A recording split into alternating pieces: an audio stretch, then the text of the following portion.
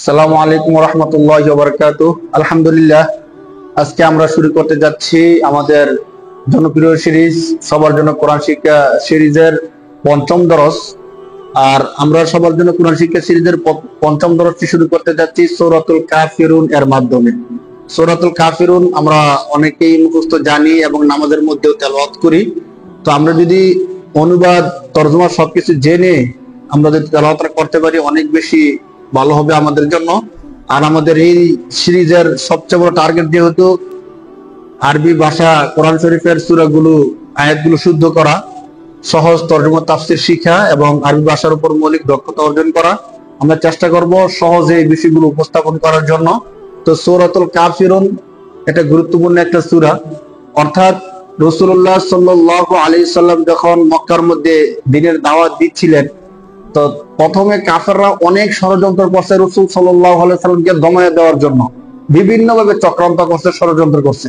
কিন্তু তারা যখন দেখলো যে না, রাসূলুল্লাহ সাল্লাল্লাহু আলাইহি সাল্লামের দ্বীনের দাওয়াকে কোনোভাবেই দমানো যাচ্ছে না, দমানো যাবে না, কারণ যারা রাসূলুল্লাহ সাল্লাল্লাহু আলাইহি সাল্লামের কথা মানতেছেন তারা আর ফিরে আসতেছে না, তাদেরকে অত্যাচার করে জুলুম নির্যাতন করে শহীদ করে দেওয়া হচ্ছে।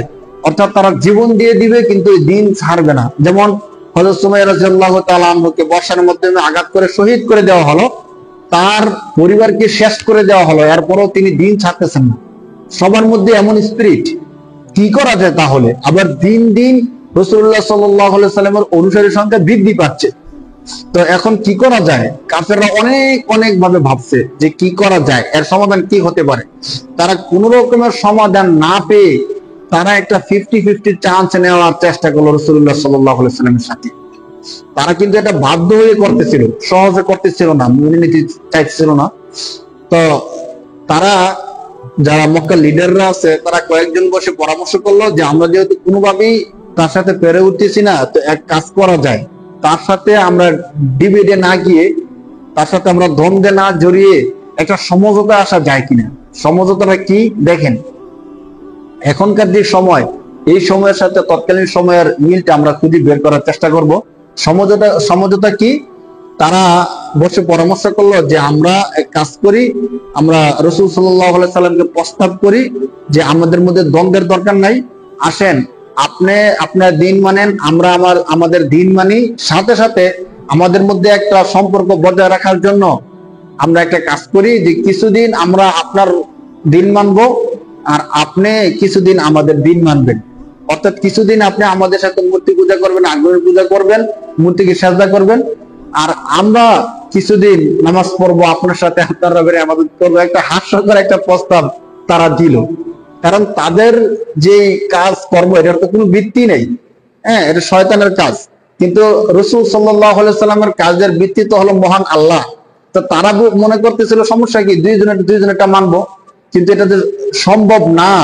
রাসূল সাল্লাল্লাহু আলাইহি সাল্লাম তো বুঝতেন না, তারা তো এই বিষয়টা বুঝতে পারে নাই। যারা বাতিল তারা এমনই প্রস্তাব করার চেষ্টা করে। যেমন আজকের সময় এসে দেখেন যে গণতন্ত্রের সাথে অথবা কাফের কুফর তাগুতের সাথে আমরা অনেকাংশে মিশে যাই। তারা আমাদেরকে প্রস্তাব করে যে কিছু গণতন্ত্র আর কিছু ইসলামতন্ত্র, আসলে তোমরা আমাদের গণতন্ত্রের বিরোধিতা করার দরকার নাই, তোমরাও ভোটাভুটি করে ক্ষমতায় আসে ইসলাম প্রচার করো, আমরা গণতন্ত্রের মাধ্যমে তোমাদের শরীয়তের দিকে যাওয়ার চেষ্টা করি।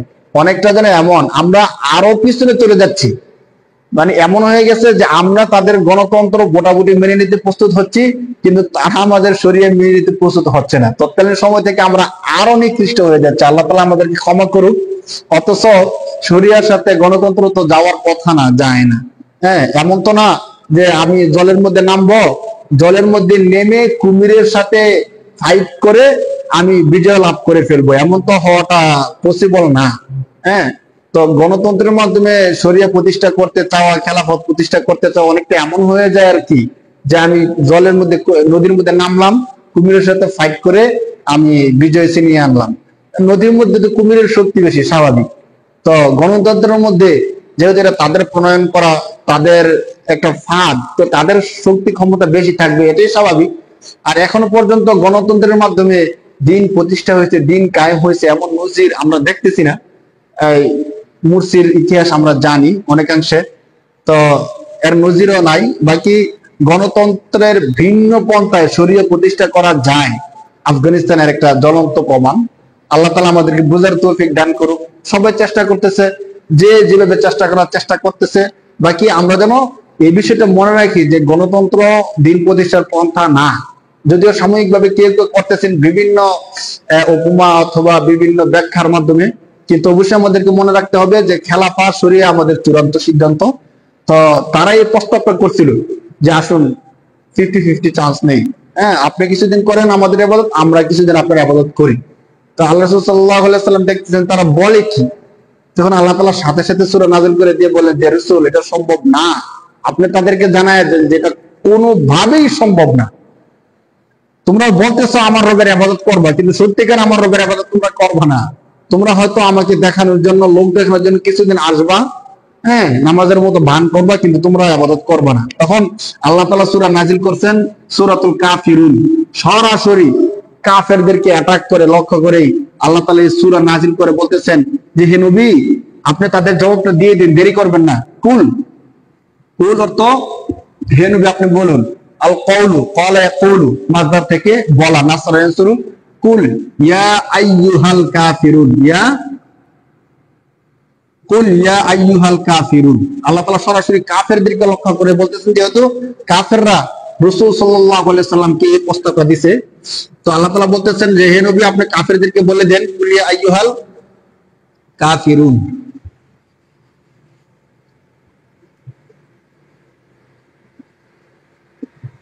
কাফিরুন, কাফের এক বচন জমা ওয়াহিদ, আর কাফিরুন বহু বচন। হ্যাঁ আরবিতে বলা হয় জমা, প্লুরাল যাকে আমরা বলি। তাহলে কাফিরুন এটা হলো ইসিম, নাউন, নাম। তাহলে আরবিতে কি ইসিম বলা হয়। তো কাফিরুন, কাফিরুন, কাফের হলো এক বচন, কাফিরুন হলো বহু বচন। কাফের সিঙ্গুলার একজন কাফের, আর কাফিরুন প্লুরাল অনেকজন কাফের। আইয়ুহা, ইয়া আইয়ুহা হে কাফের সম্প্রদায়। ইয়া হরফে নেদা, ইয়া হলো হরফে নেদা, এমন হরফ যে হরফের মাধ্যমে আহ্বান করা হয়। হ্যাঁ ইয়া আয়া হায়া আই হামজা মাফতুহা, এগুলো হলো আরবিতে আহ্বান করার জন্য হরফে নেদা হিসেবে আসে। তো আমরা শব্দিক বিশ্লেষণটা দেখি। কুল আমরে হাজির সিগা, হে নবী আপনি বলুন। আল্লাহ তাআলা আদেশ করতেছেন, হ্যাঁ আদেশ সূচক শব্দ আদেশ করতেছেন এর মাধ্যমে। কুল হে নবী আপনি বলুন। আল কওলু থেকে, আল কওলু হলো মাসদার, ক্বালা ইয়াকুলু, এখান থেকে আমরে হাজির সিগা কুল, হে নবী আপনি বলুন। কি বলো? আইয়ুহাল কাফিরুন, আইয়ুহা হে, আল কাফিরুন কাফের সম্প্রদায়, এটা হরফে নেদা। আমরা নতুন পরিভাষাগুলো মনে রাখার চেষ্টা করি। হরফে নেদা, তাহলে হরফে নেদার শব্দটা আমরা বললাম। কুল হে নবী আপনি বলুন। আইয়ুহাল কাফিরুন হে কাফের সম্প্রদায়, সরাসরি কাফের সম্প্রদায়কে লক্ষ্য করে আল্লাহ তাআলা আদেশ করতেছেন যে হে নবী আপনি কাফেরদের সাথে চোখে চোখ রেখে কথা বলুন। এই তারা যে প্রস্তাব করছে তাদের এই প্রস্তাবকে কোনোভাবেই মেনে নেওয়া যায় না, তারাও মানবে না, আর আপনার দ্বারা তো কোনোভাবেই এই প্রস্তাব মেনে নেওয়া সম্ভব হবে না। একটা মুমিন তো কোনোভাবেই তাদের মূর্তি ইত্যাদি অসার জিনিসের পূজা করতে পারে না। কুল ইয়া আইয়ুহাল কাফিরুন হে নবী আপনি কাফের সম্প্রদায়কে বলে দিন। কি বলে দিন? লা আ'বুদু। এর আগে আমরা বলছিলাম, যারা আমাদের আগের দরজগুলো দেখছেন তারা বুঝতে পারবেন যে আমরা বলছিলাম যে লা এই শব্দটা যেখানে আসবে সেখানে না করার জন্য আসে, নেতিবাচক শব্দ হয়ে যায়, না বুদুক শব্দ হয়ে যায়। লা আ'বুদু, হে নবী আপনি বলে দেন লা আ'বুদু। আ'বুদু এটা হলো ওয়াহিদ মুতাকাল্লিমের সিগা। আ'বুদু আমি ইবাদত করি না, ভার্ব ক্রিয়া, আ'বুদু ইবাদত করা। হ্যাঁ আল ইবাদাতু ইবাদত করা। তাহলে আ'বুদু আমি ইবাদত করি, লা না। তাহলে লা আ'বুদু আমি ইবাদত করি না, এটা হালের সিগা যাকে আমরা বর্তমান কাল বুঝায়। লা আ'বুদু আমি ইবাদত করি না। কার ইবাদত আমি করি না? মা ইসমে মৌসুল যাদের ইবাদত, লা আ'বুদু মা তা'বুদুন। তা'বুদুনা এই সূরার একটা বৈশিষ্ট্য হলো একই শব্দ বারবার আসবে। যদি আমরা প্রথম আয়াতটা একটু ভালো করে খেয়াল করি, পরবর্তী আয়াতের অনুবাদ আমরা নিজে নিজে শিখে ফেলতে পারবো। বা যাদের ইসমে মৌসুল তাবুদুন, তোমরা ইবাদত করো।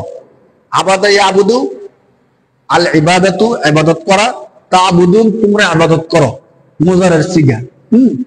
তাহলে তোমরা যার ইবাদত করো, লা আবুদু আমি তার ইবাদত করি না। মুজারে দুইটা কালের জন্য আসে, হাল এবং ইস্তেকবাল, ফিউচার এবং প্রেজেন্ট, এই দুইটা কাল মুজারের মধ্যে বুঝায়। তো আবুদু আমি ইবাদত করি না, মানে প্রেজেন্টে আমি ইবাদত করি না। মা তাবুদুন তোমরা যার ইবাদত বর্তমানে করতেছো, প্রেজেন্ট। তাবুদুন তোমরা যার ইবাদত করো, আমি তার ইবাদত করি না। একবার স্পষ্ট করে আল্লাহ তাআলা, আল্লাহর রাসূল সাল্লাল্লাহু আলাইহি সাল্লাম আল্লাহ তাআলার কথাটাকে এখানে তুলে ধরছেন, লা আবুদু, অথবা আমি ইবাদত করতে পারি না, আমি ইবাদত করব না। লা আবুদু মা তা'বুদুন। পরবর্তী আয়াতের মধ্যে ঠিক এইভাবে আল্লাহ তাআলা রাসূল সাল্লাল্লাহু আলাইহি ওয়াসাল্লামকে বলার জন্য আদেশ করতেছেন, কুল ইয়া আইয়ুহাল কাফিরুন লা আ'বুদু মা তা'বুদুন ওয়ালা আনতুম ওয়ালা আনতুম ওয়ালা আনতুম আবিদুনা। দেখেন আবিদুন, তা'বুদু, আবুদু একই জিনিস থেকে আসছে ইবাদত। ওয়ালা আনতুম আবিদুনা মা আ'বুদ।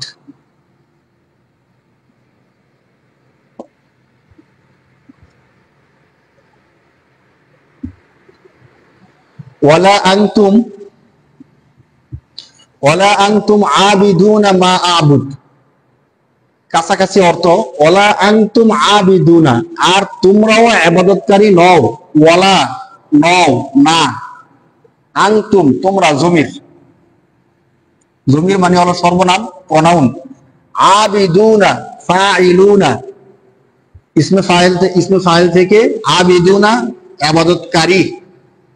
হ্যাঁ, তোমরা ইবাদতকারী নও, মা যার, আবুদ আমি ইবাদত করি। এবং তোমরাও ইবাদতকারী নও, আমি যার ইবাদত করি। লা মানে না, আনতুম তোমরা, আবিদুন ইবাদতকারী, তোমরা ইবাদতকারী নও, মা আবুদ আমি যার ইবাদত করি। তাহলে এর অর্থ দ্বারা হলো ওয়ালা আনতুম তোমরা নও, আবিদুনা ইবাদতকারী, মা আবুদ আমি যার ইবাদত করি। অর্থাৎ আমি যে রবের ইবাদত করি, তোমরাও তার ইবাদতকারী নও, তোমরা তার ইবাদত করবে না। শুধু শুধু আমার সাথে একটা প্রতারণামূলক কাজ করতেছো। ওয়ালা আনতুম আবিদুনা মা আ'বুদ। পরবর্তীতে আল্লাহ রাসূল নিজের বিষয়টাকে আরো স্পষ্ট করতেছেন, ওয়ালা আনা আবিদুম মা, ওয়ালা আনা আবিদুম মা আবাদতুম।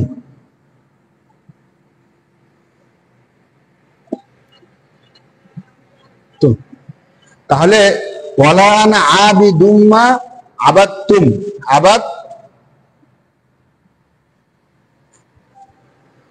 আবাদতুম।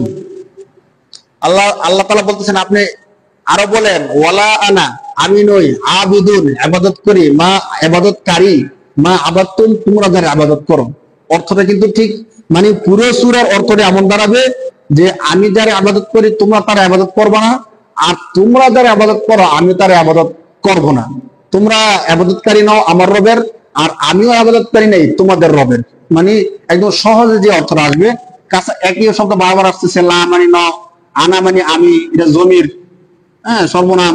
আবিদুন ইবাদতকারী ইসমে ফাইল, মা যার, আবাদতুম তোমরা ইবাদত করো।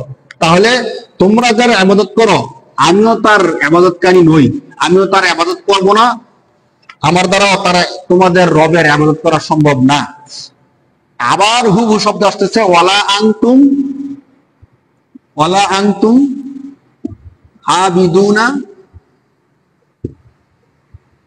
ওয়ালা আনতুম আবিদুনা মা আ'বুদ,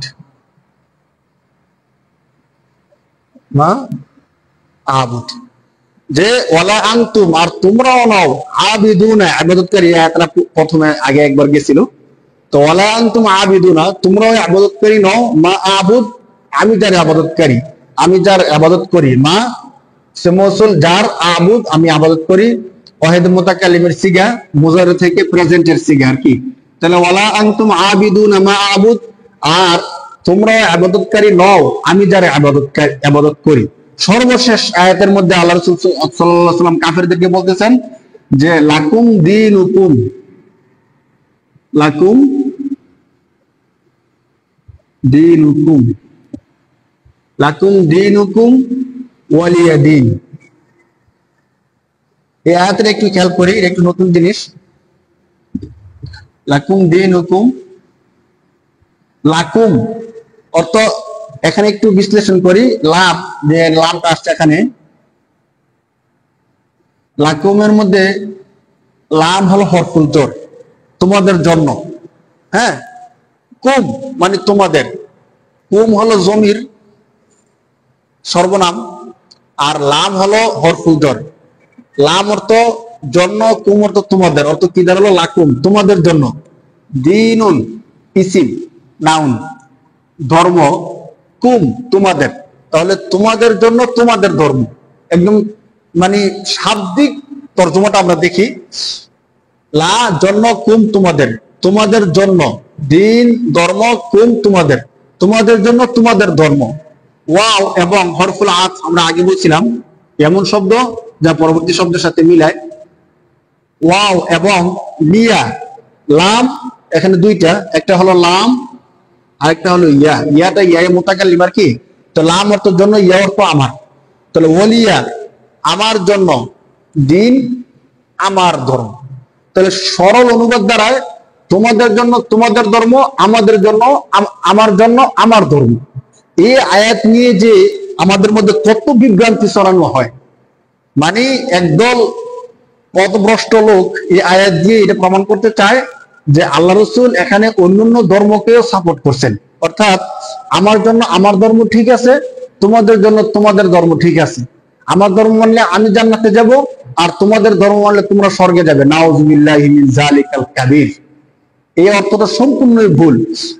যদি কোনো ব্যক্তি এই কথা মনে করে যে মুসলমানদের জন্য আমাদের এই ইসলাম ধর্ম ঠিক আছে আর বাকি অন্যদের জন্য তাদের ধর্ম ঠিক আছে, তারা তাদের মতো মুক্তি পাবে, তাহলে তার ঈমান থাকবে না। কারণ আল্লাহ তাআলার কাছে গ্রহণযোগ্য ধর্ম একমাত্র ইসলাম।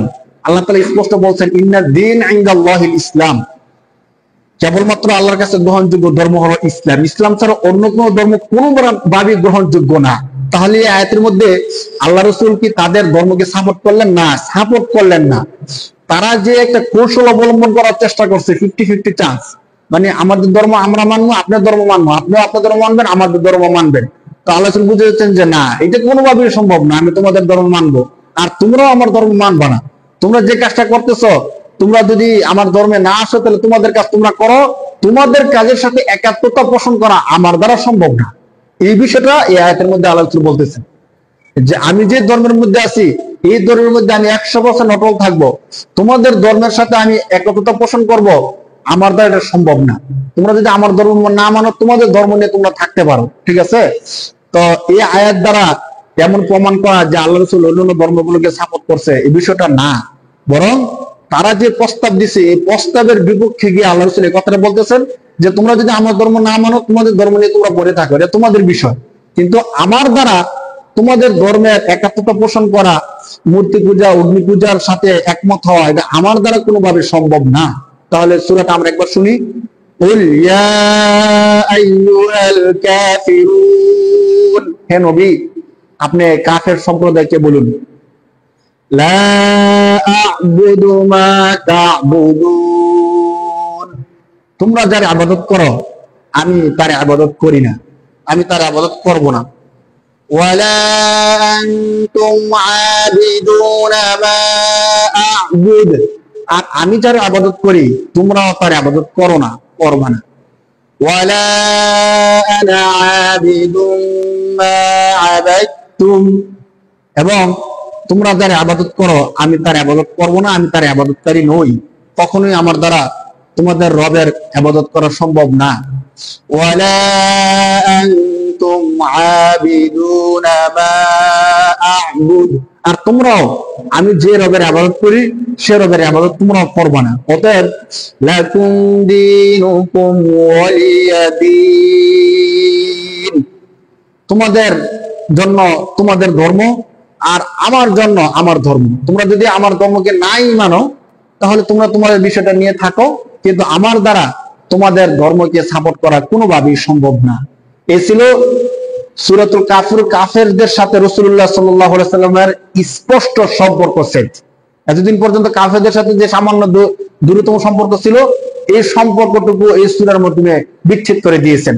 অতএব আমরা যারা রাসূলুল্লাহর উম্মাহ আছি, আমাদেরকে এই জিনিসটা বোঝা দরকার যে কাফেরদের সাথে লিয়াজু করব ততক্ষণ যতক্ষণ আমাদের দিন ধর্মের মধ্যে কোনো ক্ষতি আসবে না, কিন্তু যখন আমাদের ধর্মের মধ্যে ক্ষতি চলে আসবে তখন তাদের সাথে আমাদের আর সম্পর্ক রাখার কোনো সুযোগ নাই। আল্লাহ তাআলা বলছেন, মুমিনরা মুহাম্মদ রাসূলুল্লাহ তার আদর্শের বাহী যারা হবে তাদের সিফত হবে আশিদ্দাউ আলাল কুফফারি রুহামাউ বাইনাহুম, তারা তাদের পরস্পরের মধ্যে হবে দয়াশীল সহনশীল, আর আশিদ্দা আলাল কুফফার কাফেরদের ব্যাপারে হবে কঠোর। যদিও আমরা এখানে বিপরীত আচরণ করতেছি। আল্লাহ তাআলা আমাদের সবাইকে ক্ষমা করুক। সূরাতুল কাফির যে মর্ম, ওই মর্ম অনুধাবন করে আমাদেরকে চলার তৌফিক দান করুক। আমরা যখনই সালাত নামাজ আদায় করব, তখন যদি এই আয়াতের অনুবাদরা মাথায় রেখে আমরা নামাজটা পড়ি, তাহলে আমাদের নামাজের মধ্যে অনেকাংশে মনোযোগ বৃদ্ধি পেয়ে যাবে ইনশাআল্লাহ। আমরা ধারাবাহিকভাবে পরবর্তী সূরাগুলো তরজমা তাফসীরের মধ্যে নিয়ে আসতে থাকবো। আমাদের যে জনপ্রিয় সিরিজ সবার জন্য কোরআন শিক্ষা সিরিজের এভাবে ধারাবাহিকভাবে চলতে থাকবে, আল্লাহ যতটুকু চান ইনশাআল্লাহ। সে পর্যন্ত আমাদের সাথে থাকুন। আসসালামু আলাইকুম ওয়া রাহমাতুল্লাহ।